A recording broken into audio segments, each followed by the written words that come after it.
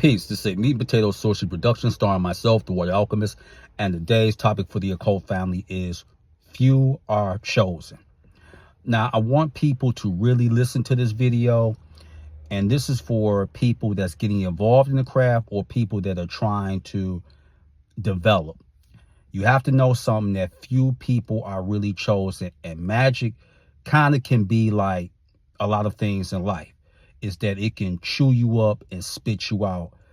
And a lot of people think that sometimes because they have raw abilities or a potential that hasn't been tapped yet, is that they can excel with magic. And that's not necessarily true. The people that really excel with magic, not only is this their destiny, but spirits won't let you walk away from this. If it's really meant for you to do it. And I've seen people that have walked away from magic. Trust me, I've seen them in droves. And that's because they had the ability, but you got to have the will to excel in magic, period, point blank. You have to have the will. If you don't have the will, you're not going to go the distance. And even some occults, some I know, I'm very familiar with them, not on a personal level, but on a magical level. If you listen to some of them, they'll tell you that they tried to walk away. I mean, some people tried to get back into Islam. Some people wanted to just be agnostic and all that, and spirits wouldn't let them get back into the fold. I even asked myself one time, and I've asked on more than one occasion. I don't badger spirits, I never do that, but spirits have their own personalities, as many of you know, and I have stated this on numerous occasions. So if it's meant for you to be doing this, they not letting you walk away. Not no demons, not no angels. Yes, angels won't let you walk away either.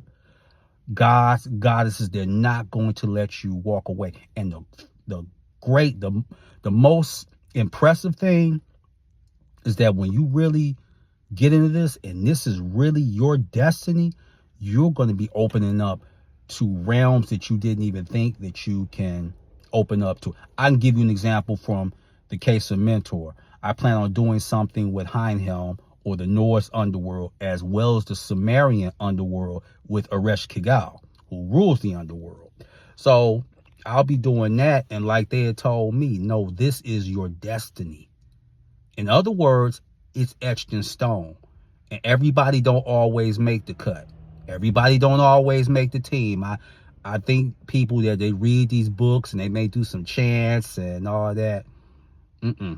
Nah, you'll be back with religion.